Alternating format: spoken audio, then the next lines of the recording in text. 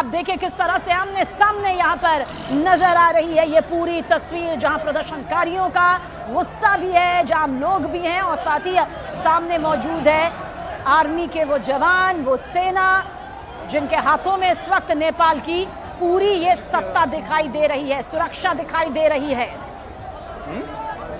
हालांकि प्रदर्शनकारियों के बीच में से राजा आउनु पर्चा ये जो नारा सुनाई दिया उससे कुछ सवाल खड़े जरूर हुए, लेकिन नेपाल की राजधानी काठमांडू जो अमूमन शांत रहता है, जहां चहल पहल नजर आती है, इस वक्त प्रदर्शनकारियों के नारों की गूंज से और साथ ही जलती हुई इमारतों से, जलती हुई उन तस्वीरों से नजर आ रहा है। और आप देखिए कर्फ्यू लगा दिया गया है। कर्फ्यू यानी कि सीधे सीधे मतलब यही है कि जहां पर आप इकट्ठा होकर नहीं रह सकते, जो फौरन लगा दिया गया था, बावजूद इसके नेपाल की जनता सड़कों पर उतरी हुई है, ये प्रदर्शनकारी उतरे हुए हैं और आमना सामना ये तीखी नोक-झोंक, ये बहस आप यहां पर इस तस्वीर के जरिए देख सकते हैं। हालात को संभालना इस वक्त यकीनन बड़ी चुनौती है, क्योंकि जो तस्वीरें 8 सितंबर की शाम से निकलकर कल 9 सितंबर को नजर आई, उसने हर किसी के रोंगटे खड़े कर दिए।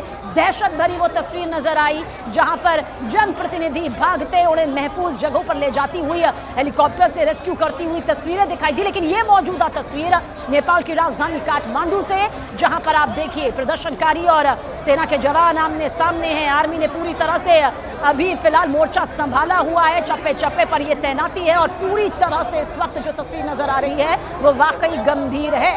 हालांकि 2008 के बाद से ही ये बेचैनी नजर आनी शुरू हो गई थी। 14 बार सरकारें बनी हैं, गिरी हैं, उठी हैं। नेपाल के युवाओं का सीधे तौर पर यही कहना रहा कि सोशल मीडिया पर बैन नहीं लगाया गया था, बल्कि हमारी आवाज को दबाया गया था। इसके पीछे एक सोची समझी साजिश सत्ता पक्ष की थी, इसलिए वो सड़क पर उतरे, इसलिए उन्होंने प्रदर्शन की, आवाज उठाई।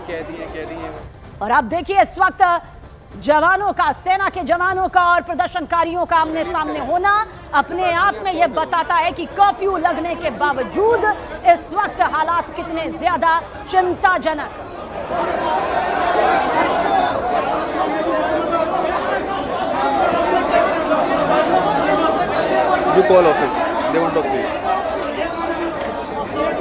सोशल मीडिया पर दरअसल जब ये बैन लगाया गया तो प्रदर्शनकारी सड़कों पर उतरे, लेकिन उससे पहले गुस्सा इस बात का ये था कि नेपो किड्स किस तरह से अपनी वो आरामदायक और आलीशान जिंदगी सोशल मीडिया पर पोस्ट कर रहे हैं, जिसके बाद जो गुस्सा, जो नाराजगी दबी हुई थी भ्रष्टाचार को लेकर, महंगाई को लेकर, बेरोजगारी को लेकर, वो सभी भड़क उठी और ये आग इस कदर भड़की कि 8 सितंबर की शाम से 9 सितंबर की वो खौफनाक तस्वीरें, और इस वक्त की ये तस्वीरें भी कोई शांतिपूर्ण तस्वीर नहीं है, बेहद गंभीर और चिंताजनक तस्वीर है, क्योंकि आमने सामने इस वक्त आर्मी के जवान और प्रदर्शनकारी दिखाई दे रहे हैं, जबकि कर्फ्यू है, जिसका मतलब ये है कि किसी भी तरह से 4 लोगों से ज्यादा की भीड़ यहाँ पर नहीं हो सकती है। भीड़ में किसी तरह का बर्ताव यहाँ पर मान्य नहीं होगा। यही कर्फ्यू होता है जिसमें सेना को पूरी छूट यहाँ पर होती है। और ये तस्वीर अपने आप में नेपाल की राजधानी काठमांडू की पूरी स्थिति चिंताजनक तरीके से सामने ला रही है, जबकि बदलाव हो चुका है।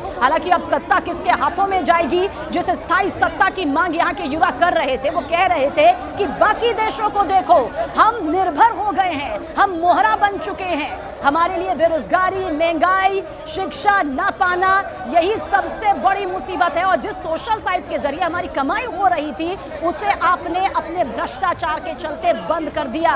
और गुस्सा देखिए इस तस्वीर में, आप देखिए प्रदर्शनकारी किस तरह से यहाँ पर फिलहाल ये तीखी नोक झोंक आमने सामने आर्मी के जवानों के।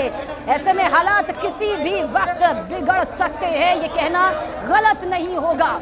हाथों में हथियार लिए हुए इस वक्त आर्मी के जवान यहाँ पर मौजूद है। हालांकि पहली कोशिश हमेशा ये रहती है कि किसी भी तरह से खून ना बहे, लेकिन जिस तरह से जिंदगियां गई हैं उसके बाद इन प्रदर्शनकारियों का गुस्सा और भी ज्यादा तेज हो चुका है और भी ज्यादा उबाल मार रहा है। और यही वजह है कि अब तक इमारतों में से जो धुआं है वो इस बात की तस्दीक कर रहा है कि नेपाल में इस वक्त अभी भी बहुत कुछ बड़ा होता हुआ नजर आ रहा है। और नेपाली सेना ने मोर्चा संभाल लिया है, चप्पे चप्पे पर तैनाती यहाँ पर कर दी है, लेकिन प्रदर्शनकारियों का आज फिर से अपने घरों से बाहर निकलना, फिर से ये तीखी नोकझोंक जो इस वक्त कैमरे में कैद भी हो रही है, अपने आप में अगला कदम कितना ज्यादा खतरनाक हो सकता है और इस स्थिति को संभालना कितना चुनौतीपूर्ण इस वक्त हो सकता है, गवाही देती हुई ये तस्वीर यहां से नजर आ रही है।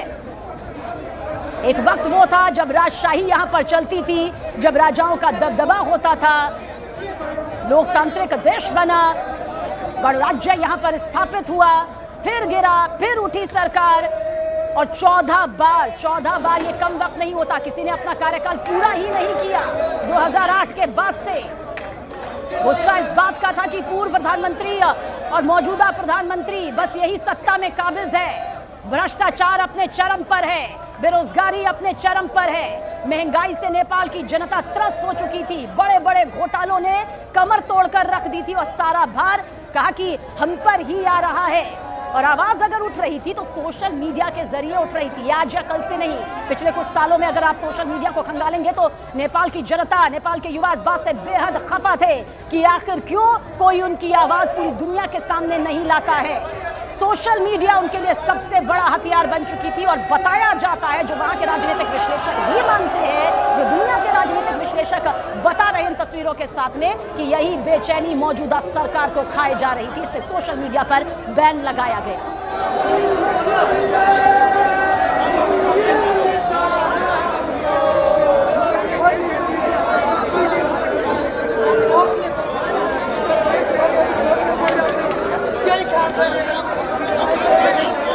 जमकर नारेबाजी, जमकर प्रदर्शनकारियों की ये गूंज। हालांकि इस बीच ये गूंज भी पहले आई बीच में कि राजा अवनु पर छा, इसका मतलब ये है कि हमें दोबारा से राजा चाहिए। हालांकि वर्तमान में ये बात कितना गले नीचे उतर सकती है ये एक अलग चर्चा का विषय हो सकता है, क्योंकि राजशाही का वो शासन भी यहाँ पर नेपाल ने देखा है जहाँ पर राजाओं की तस्वीरें भगवान स्वरूप मानकर घर में आज भी टांगी जाती हैं। लेकिन लोकतांत्रिक देश और अब जनता की क्या पसंद होगी, जनता किसे सत्ता पर बैठाना चाहेगी, ये सबसे बड़ा सवाल है। नाम जरूर कुछ आगे आ रहे हैं जिनमें बालेन शाह सबसे आगे बताए जाते हैं, लेकिन सवाल ये भी उठता है कि आखिर ये जो आग इस वक्त हिंसा की धधक रही है उसका मास्टरमाइंड कौन है? क्या अचानक से 4 लोग इकट्ठा होते हैं और प्रदर्शन इतना ज्यादा बढ़ जाता है, या फिर अंदर खेमे बहुत सालों से कुछ ऐसा सुलग रहा था कि चिंगारी आई और देखते ही देखते नेपाल जल उठा। आप देखिए किस तरह से आर्मी के जवान, सेना के ये जवान यहाँ पर मुस्तैदी के साथ टिके हुए हैं और जो सामने आप देख रहे हैं ये प्रदर्शनकारी है। आमना सामना इस वक्त नेपाली सेना और नेपाली प्रदर्शनकारियों का इस तस्वीर के जरिए सामने आ रहा है। सबसे पहला गुस्सा जिसने पूरी तरह से इस प्रदर्शन को भड़काया वो नेपो किड्स का सोशल प्लेटफॉर्म पर अपनी आलीशान जिंदगी को दिखाना था, जिसके बाद यूजर्स, नेपाल की जनता इस बात को लेकर बुरी तरह से भड़क गई कि हम बेरोजगारी सहें, हम सोशल प्लेटफॉर्म के जरिए जो चंद पैसे कमाते हैं उस पर प्रतिबंध सहें और इनके जो बच्चे हैं, इनकी जो पीढ़ियां हैं वो विदेशों की यात्रा करें, उनके लिए सोशल प्लेटफॉर्म पूरी तरह से खुला। तो आखिर क्यों खुला?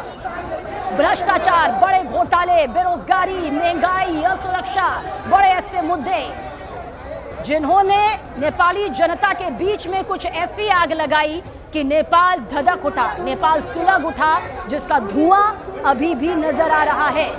और अब नेपाल की आर्मी के हाथ में ये पूरी कमान इस वक्त है, क्योंकि जनता के जो जनप्रतिनिधि यहाँ पर थे वो बदल चुके हैं, वो महफूज जगह पहुंचाए जा चुके हैं, क्योंकि खतरा उनकी जान को भी यहाँ पर बताया गया।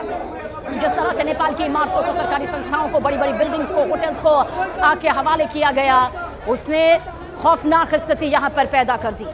और अब हथियार लिए हुए आर्मी के ये जवान, क्योंकि जानते हैं कि प्रदर्शनकारी जब भड़कते हैं तो फिर माहौल बिगड़ते हुए पल भर भी नहीं लगता। इतिहास गवाह है, जहां शांतिपूर्ण तस्वीरें एक पल में ऐसे हंगामे की आग में लिपट जाती है जहां पर भारी नुकसान झेलना पड़ता है। और नेपाल, इसने तो वक्त वक्त पर भूकंप का वो जोर सहा है जिसने कई कई सालों पीछे नेपाल को धकेल दिया है। 80 साल पीछे नेपाल की अर्थव्यवस्था अगर भूकंप की वजह से गई है तो उसे संभालना बहुत मुश्किल हुआ है। और अब जो तस्वीरें यहाँ पर धधकती हुई नजर आ रही है, उसका भी बड़ा खामियाजा यकीनन नेपाल को आगे भुगतना पड़ सकता है। कहां कहां आगजनी हुई ये इसलिए बता रहे हैं क्योंकि पीएम आवास इसकी चपेट में आया, संसद भवन इसकी चपेट में आया, राष्ट्रपति के आवास को भी आग के हवाले यहां पर कर दिया गया, बड़े बड़े होटल्स तक आग के हवाले हो गए, सुप्रीम कोर्ट को भी आग के हवाले कर दिया गया, गृह मंत्री का आवास, सब कुछ जलकर राख और खाक हो चुका है। लेकिन इस बीच